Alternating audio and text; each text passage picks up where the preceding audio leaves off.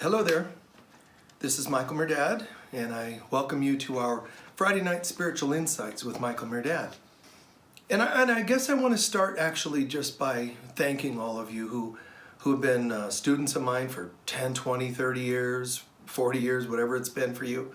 And because I've been teaching that long. And I've always been a teacher who just goes with what comes to me as I'm teaching. With rare occasion, even when I do 5-day intensives, I can't pre-plan because I don't know exactly who's going to be there and what they're going to ask. In each question, we could launch into an hour of various topics that are of interest to that person that asked a question. So I never knew. So in case you don't know me or aren't familiar with me, I just believe in all of us learning to I've always said this, number one rule, reconnect with God. Connect with God. Just get back to spending some time plugging in to source, to love, to God. Morning and night and sometimes throughout the day whenever you can, So that's just a simple thing there. I just wanted to get that across. And secondly, this is a piece that some people don't get. Even people that know how to have a practice of prayer, meditation, whatever. What's the purpose of that if you don't integrate what you connected with? Why does it always stay a distant thing? Okay, goodbye now, click, and I'll try to call God again some other time. Like it's a long distance relative that you only call once in a while. It's something that God loves its creation, which is us, and its creation loves it. I say it because I don't see God as a he, she. So if that confuses or throws you off, I apologize. And so the topics vary from week to week when I share. You're welcome to join us for these. You're welcome to join us in our Sunday services. There are sacred services live from Unity of Sedona, a very cool spiritual center. I often think of it as subtitled. It's or synonymous with a title. It's really the Sedona Center for Christ Consciousness. And saying Sedona Center almost seems to limit it to Sedona. It's the global, it really is, Center for Christ Consciousness, as other places might be as well, if that's what they set their intention to be. But all I know is, for us, that's what we intend. Focus on God, focus on becoming the presence of the living Christ within us, the living I am presence within us. And today, I want to share something that's come up in a conversation that I had recently with somebody. It was, I think, yesterday. And they asked a question that I ended up answering with a specific few bullet points or a technique of steps to kind of help a certain issue. But what is the issue? The issue is, what about when you just simply can't speak? You can't speak to say goodbye to somebody. You can't speak to say you're having a challenge with somebody. You just can't seem to get it out, which is, of course, dangerous. If you hold it in, it can become literally dis-ease. If you let it stay in for too long, hold it in, it can also blast where you become abusive or hurtful to that person by overblowing your reaction to them because you held it in and it built up too much, volcanic in a sense. Or sometimes it wasn't back to that person, it could be the next person in your life that you just are intolerant of because of your previous hurts and whatever. So holding in can be, a person repressing their voice, but we're not really talking about that, like just finding your psychological, spiritual voice. We've, I think, done videos on that as well. But I'm talking about when you just simply don't know how to broach a conversation, how to connect or bridge with someone when you're feeling challenged. It could be a loved one, it could be the person in your life, your partner, but you don't know how to bring up that, they drink too much or whatever the case might be. It could be your child and, honey, you got to rethink what you're doing in your relationships, that sort of thing. But if I bring it up, they're going to do this, they're going to react, and so on. So just a quick few ideas on dealing with that sort of thing. In a nutshell, we all have times when we We don't know how to share our thoughts and feelings. We don't know, whatever those are. They can be challenging, they can be romantic. Like, I just want to tell this person I really care about them, and I don't know how to. Those are all still synonymous to this, to me, they're relevant to this particular conversation. And you would think, well, if there's something I feel, I could just say it, but that's not the case for most human beings. Most hold things in till they blow or make themselves sick. That's the truth. The vast majority of people. And even if you're pretty good at sharing, but only once in your life, you held something in. Why is that? So there are some common reasons. One of the first you'd have to throw out there is old wounds. Old wounds can make me afraid to share. Old wounds can, like in the past lives, past childhood, whatever, I shared things and it came back on me. I got punished for speaking, punished for being honest, punished for asking a question.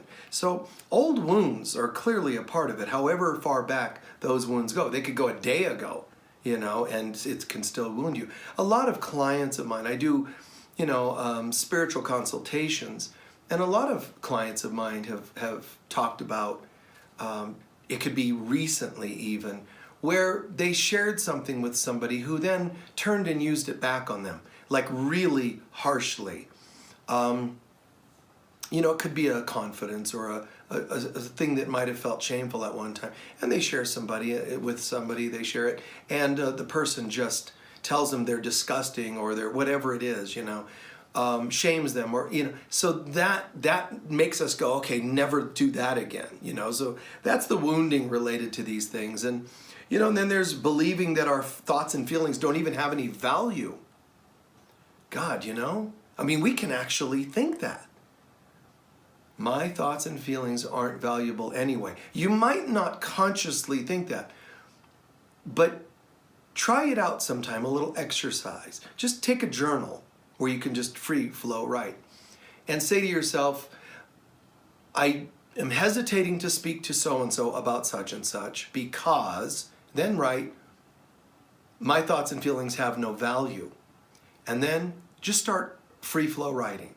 My thoughts have no value, and I can't believe I'm writing this, and I sometimes don't believe I think this, but it feels like it's true. And in fact, I remember feeling this, oh my God, and all of a sudden stuff starts flowing. Oh my God, I just wrote something I never would have thought that I believed about the value of my thoughts. I don't matter. All of a sudden you go from, I wanted to share something and hesitated, to, I don't even matter. Or I'm stupid, or I'm, and you could be mimicking, parroting lines that were given to you by people in your past, or it could be just your own thoughts you picked up and believed about yourself. Some erroneous thoughts or opinions you have of yourself, And then there's also judging ourselves. This is like a third bullet point I think we're on, and judging ourselves for our feelings, judging ourselves for, or the fear of being judged, but judging ourselves too, not just others. Judging ourselves like, oh, well, if I'm spiritual, I shouldn't be thinking this, I shouldn't be feeling this way.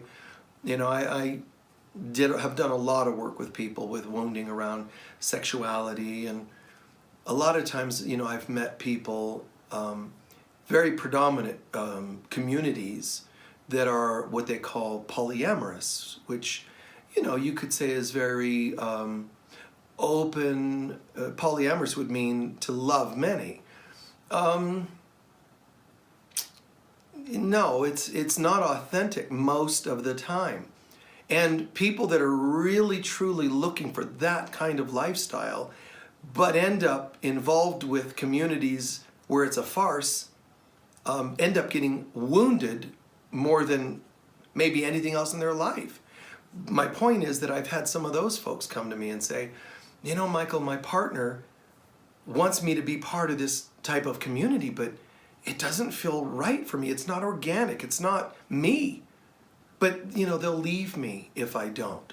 let them go. Or, which they won't do, most of the time they're afraid and alone and all that.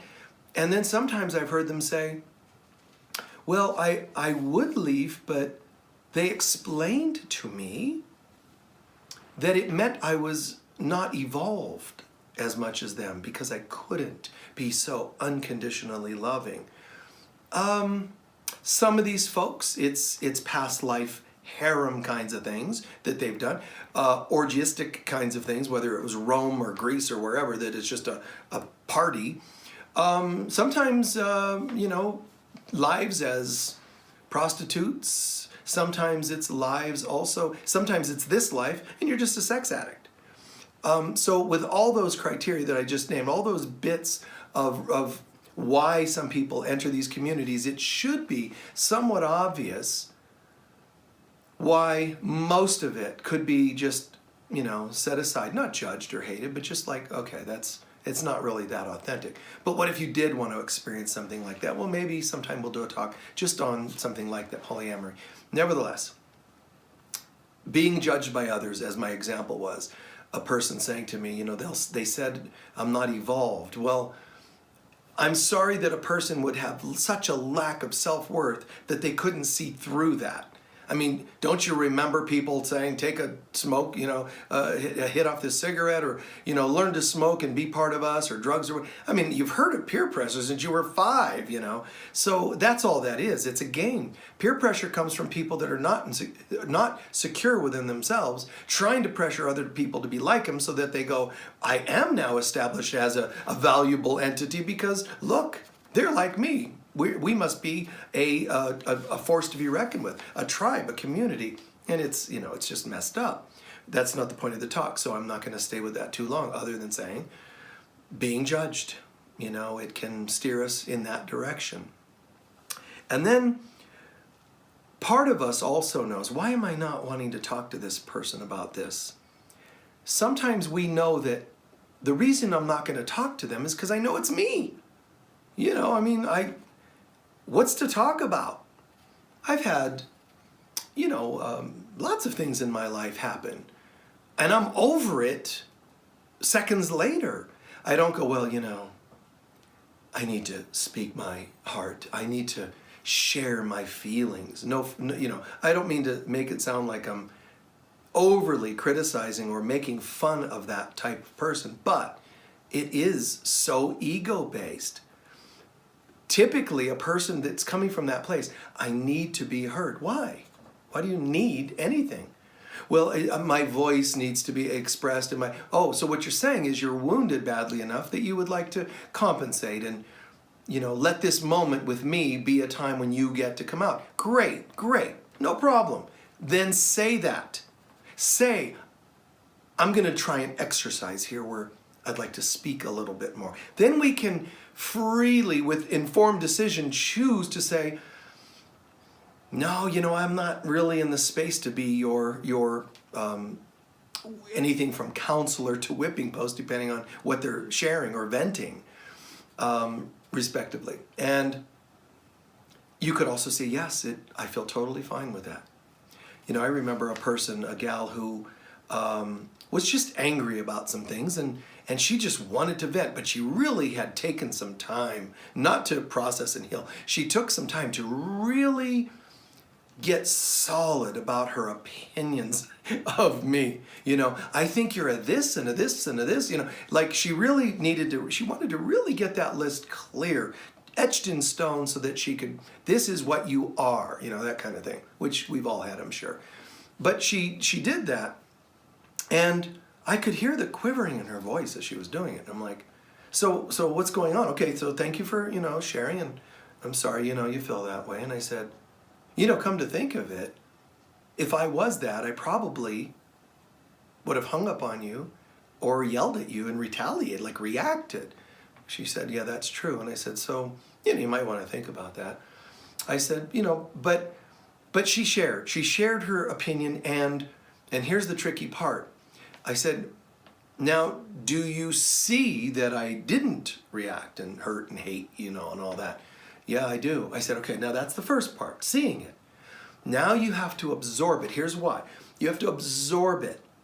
Because your ego has taken control of your head and made you decide this is how that happened, or that person, what they are, or what the circumstances are. You know, you make all these opinions.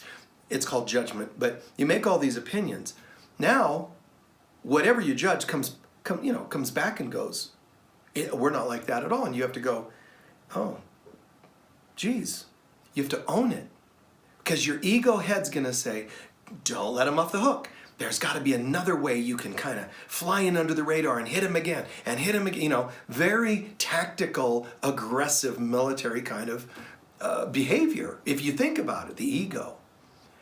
But instead you go, no, pause. No, I don't want to hear any more of that. I was mistaken. Yeah, but, here comes the ego. No. The evidence is here. Even if they did react, my job is to not hate them, not to judge them anymore. It could be done with the relationship, but I'm not going to hate them.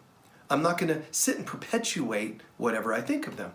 So it's nice for us to go, oh my God, I was wrong about that. I was mistaken. And here's also a cool thing. When you let them off the hook, only, I'm talking about when they have proven something to be different. It doesn't mean they're perfect all the time, any other time. It means the thing you think you had judged them and had locked up and court dismissed and it was in stone and they're imprisoned by your judgment. And suddenly you realize, oh my God, new evidence was presented in the court case, and you realize, oh my God, they were imprisoned unjustly by an aggressive attorney called the ego. And now I feel terrible that I was thinking this of them. And again, it doesn't mean that they aren't doing having triggers or issues or acting in a way that seems imperfect to you in other categories. Just start with this one. In this situation, I was mistaken. I'm sorry. Please forgive me. I love you. Thank you. That's the ancient Lemurian/Hawaiian prayer of forgiveness. Okay? So, something to think about. We've got to soak it in. When they prove that they're not like that, and we all need to make amends in our heart and soul, and sometimes to others personally, when we have misjudged them. I've seen that happen. Coming to Sedona, there's a fair bit of that. It's a small town. People love to compete, and there's a lot of that bickering, weird stuff. But I remember a couple instances that just popped into my head. One, when I came to Sedona, this gal, bitter, just a bitter kind of a gal, real hard kind of a person. And she was one of the people that was at Unity of Sedona when I came here. And she was like, oh my God, I wanted to be the person there. I wanted to be the new spiritual leader, and he got the role, and then it's males, and all that stuff came up for her. Hated me, and I never even really talked to her, but she hated me. And then one day, I kind of never saw her really much around.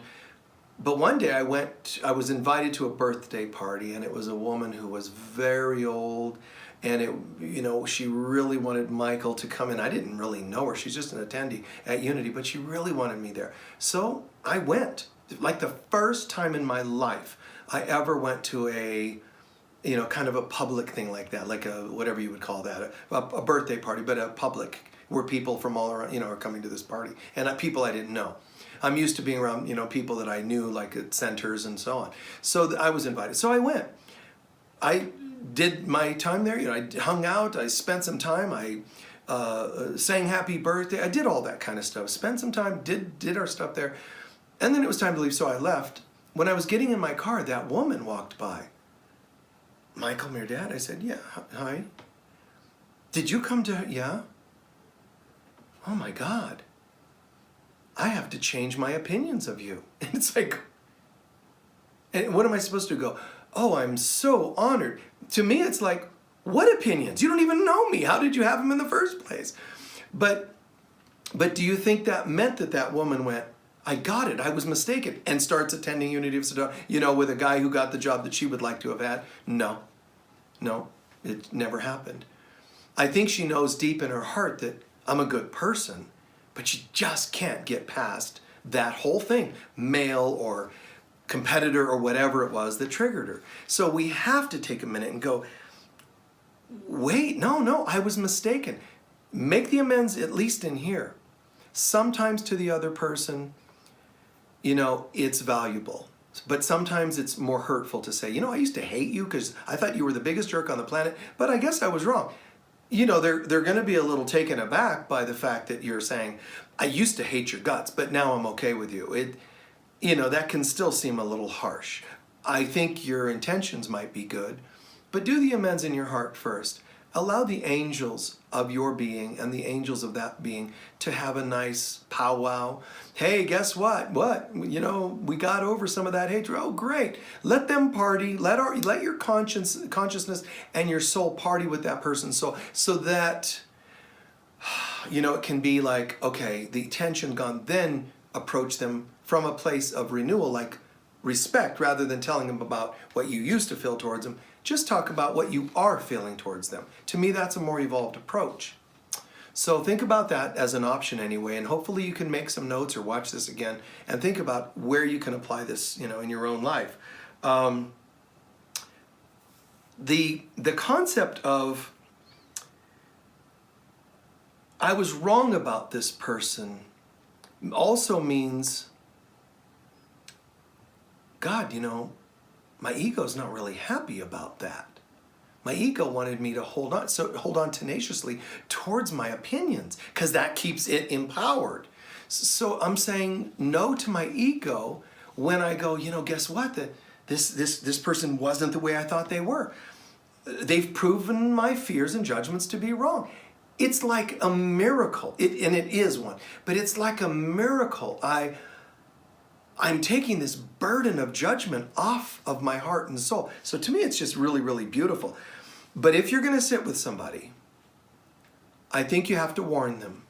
Like I was saying a little earlier, you have to warn them and say, I'm trying to find ways to be able to come out and speak.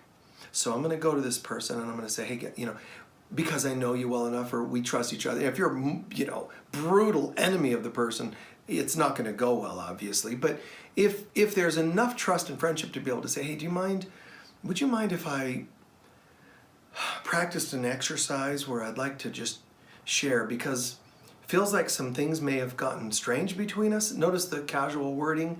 You don't do this, you did this, and you say something may have gone a little strange between us, and I want to see if we're okay. And that's another way to ask, hey, are we okay? And then, cross that bridge and say, well, here's what happened for me. You might start with, are you okay? Is everything good between us? And let them share.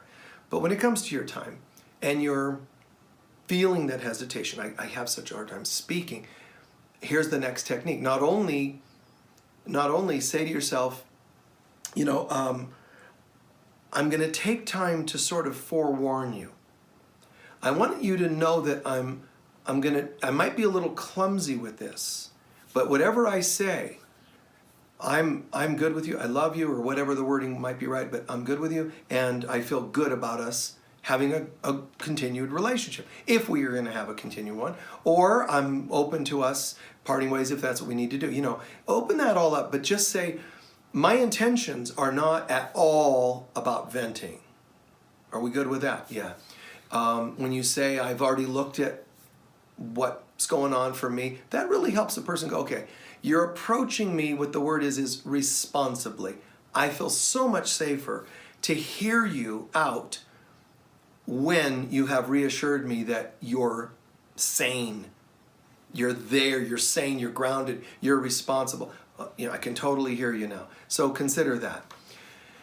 But when you're finally going to get to it, you kind of have to say, I don't even know if this is accurate. My comments about you, my judgments, my opinions, and that's important for me to know within myself. God, I don't even know if this is accurate. But this is how I have felt. When you say I, it decompresses some tension. When you say feeling, this is just a feeling of mine. You see, but you might also need to do some tracking, like I said, you might need to look at your part, what's really behind this.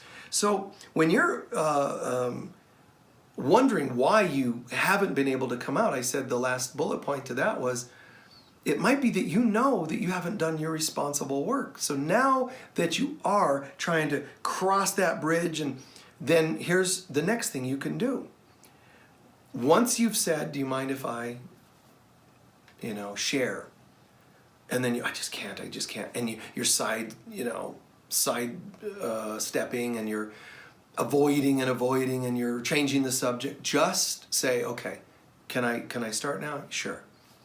Blurt something out. You might even have to write it. Maybe before you make the call, if it's a call. Just blurt something out. See, if you're my friend, and you say, I just don't know, and you're all stuttering and stammering, and I just tell people, blurt it out. I don't care what it is. Because it's you.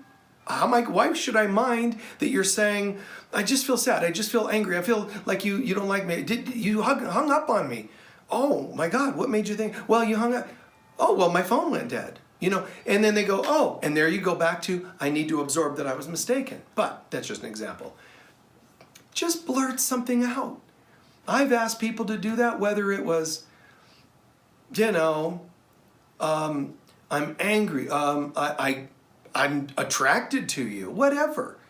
And I'm like, okay, great, thank you, That's how you and I need to practice handling these kinds of things. You won't handle it that way if you don't understand it, if you don't have clarity around it. If you just go, okay, Michael said, that's not going to work. You have to actually get it and go, most of what they're going to say, maybe 70%, and it varies depending on how true factually their comments are, but most of what they're going to say is about them anyway. And they're part of me, so we're all one. So we are feeling this and we are feeling that. So just kind of relax, and try to keep it as casual as possible, because people generally don't do that. And that causes the tension to build. Then when you approach, they have to slam you to protect themselves. Was that right of them? No. Was it nice of them? No. Was it polite of them? No.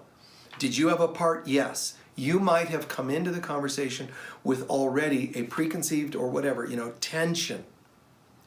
Without maybe consciously having it, there was a tension there, and it came through the clenching of your jaw, and it came through the tone of your voice, those kinds of things. Or you said the word you too many times. So, we have to be careful to take responsibility in all this. So I would say the next bullet point when it comes to processing, try to just get it all out. And that's sort of related to another point, but just get it all out. And smooth over the next bullet point, smooth over the rough bits if you can. Like if I said, I'm just really struggling, jerk, and sometimes I get really sad, jerk, if I accidentally blurted out a hurtful word, it could even, I'm exaggerating with jerk, but it could even be saying something like, and you're insensitive, or you never cared anyway, or as soon as I blurt out something that could cause them to shut down, fight, flight, or freeze, if it causes them to do any of those, oops, go back to it. Wait, I want to clarify. I said you've always been insensitive. I'm sorry, I didn't. I know 2 or 3 times where I felt that way. See how different that is? They might be able to hear that better than they would if you say, you, always, obviously it's going to go over much better. So get the stuff out. Just do your best. Get it out. But then take responsibility and smooth over the rough bits. I'm sorry that while I was sharing a little bit, I vented a moment there. I vomited a moment there. I'm really sorry about that.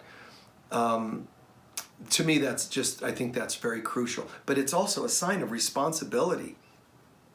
One last thing, be willing to listen to their version of the story too. Be willing to listen and believe and absorb. Believe that may be how they felt. That may be their experience. So it's not a you versus me. It's We are wanting to have a miracle. We are wanting to have a healing. We are wanting to bridge and communicate with each other in a way that, God, we're not even that used to doing. Wow, it's pretty cool.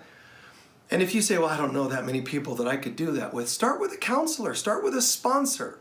And don't give me any crap about, yeah, but that doesn't count because they're sponsors and counselors. No, that's exactly what's the most relevant. People are licensed to be able to hear you. They're professionally trained to hear you. They're sponsors that have been through hell. They're going to hear you. There could be a mistake of one here or there somewhere, but start there so that you can say, I did it. I got it. Somewhere in my life now, I can say, instead of my siblings never cared, my parents never listened, I can say, my God, I have a friend. You know, I have someone who heard me. I have a soul mate, in a sense. I'm not talking about romantic stuff. I'm talking about, someone listened. I bonded with them on some deeper level. So think about that. Take time to kind of do exercise around this. Journaling. Ask yourself if this applies to you. But did it also apply, I was the one that made it challenging for you to speak. I might look at that and go, oh, you know what? If I ever, and you could say this to your kids, if I ever made it a challenge to talk to me, for example, a dad's supposed to be the disciplinarian and all that garbage that we live with in this world. So a kid might think, wait a minute, the role I'm shown is, whoa, Dad, wait till your father comes home, look out. So now I shut down. It's not just Dad. It's I shut down. So a kid could, make amends for that. But the parent could also say, all those years I was sort of playing a certain role, and that role was never really right for me. And I'm glad that I applied some discipline where I needed to. But I'm sad that it meant that you didn't feel I was safe to come to. And I'm not asking you to fix me. I'm just saying, in reflecting, I feel some sadness around that. They don't need to compensate. They don't need to say anything. Just sharing that lovingly is kind of nice. But you also just did the practice that we were just talking about. You made yourself say it, but in a safe manner. Be the person who's safe for others and find people that are safe for you. That's, in a nutshell, what that portion of my conversation here is about. Oh, how people underestimate the concept of safety. And we've done talks just on that, so you might look that up on the YouTube playlist that I have. So, concluding, I know a lot of people, and they claim, now they're healed. Now I shared my feelings. I told them what I thought. I told them a thing or two. Whether it's gracefully or whether it's harshly, I know so many people, and that is to say, the majority of people that say, okay, I got that out, so I feel better now. Almost never are they healed. What they do, which is where we started a bit ago, is that they find a way to share, sometimes not so gracefully. They then think, well, I do feel better. I guess sharing's good. So is vomiting when you're nauseous. So is sneezing when you're sniffly. Just because you blasted something out doesn't mean you're healed. You still have a flu. You still have a whatever it is, virus or something. And to get healed, you got to go back to what I talked about earlier and reverse some of those concepts and look at them the other direction, which is, I'm going to need to practice some responsibility. I'm going to ask myself, was I graceful in the way I shared when that person seemed to react when I shared? And if I did have some edgy bits, did I own those and apologize for the edgy bits? So there's things I talked about already, but most of the time, people that claim they feel better, it's because they vented, they sneezed, they vomited. You feel a little better for a moment. That's not healed. Okay, there are some people that aren't that extreme. It's more subtle, and they might take this form. Hey, thanks for counseling me. I feel better about dealing with so-and-so, so thank you. Okay. and then a few days later you see that person slam, slam, slam. You didn't really get the healing. You can tell by your future, meaning after your moment of so-called healing, do you feel differently? Does it feel almost like a foreign concept to talk about that person and what they did or how much you hate them or whatever it is? There should be like a shift. If anything was authentic, there should be a shift. Okay? So again, once again, I pray this really finds an easy way to sink in, and allow only that which makes sense to sink in. If you agree with only 40% of what I shared, soak that in, let it be yours, and move on. And let go of the other 60%. But like in life, integrate. Breathe this in, whatever did make sense. I believe what I'm sharing. I do believe this. I believe it can make a difference in your life. I believe that when I see myself applying it, students applying it, friends applying it, they just go, this is just stellar, because this is all kind of so advanced. And these are concepts most people, most so-called teachers, don't even get this and don't share it, don't teach it. But I also really appreciate that people say, and yet you make it so simple. It's really amazing, because I know this stuff is deep. I know that it's not taught, because I can see that. It's not taught by many. So I love that it's unique, and I love that it's deep, because it's not like some watered down whatever, But thirdly, I love that people say, wow, that was just so easy on the mind, so simple. Because when you can make the deepest truths simple and clear and applicable for just about anybody, I think you're a great teacher. I think that's what teaching's about. Teaching should never have been talking at children just because they're younger than you about physics because you're the professor. No, I never believed in that. I've always believed the great professor would know how to take their brilliance in physics and bring it down to even a 5-year-old. That's brilliant. There's very few people like your Mr. Rogers and so forth in the world that have been able to pull that off. To take concepts that are way up here, whether it's spiritual health, psychological health, human relations, they can take the deepest of those topics, profound aspects of those topics, and just, whether it's brought it to a metaphysical community, a yoga community, a holistic health community, or mainstream.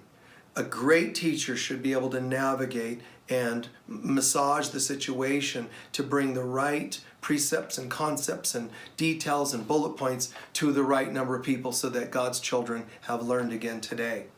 And it's amazing because the true miracle worker that we all can be is one that does that. They fly in under the radar. They don't pronounce, hear ye, here I am, and I'm the most amazing. But it's a good teacher also. It talks about getting you home to God, not to them.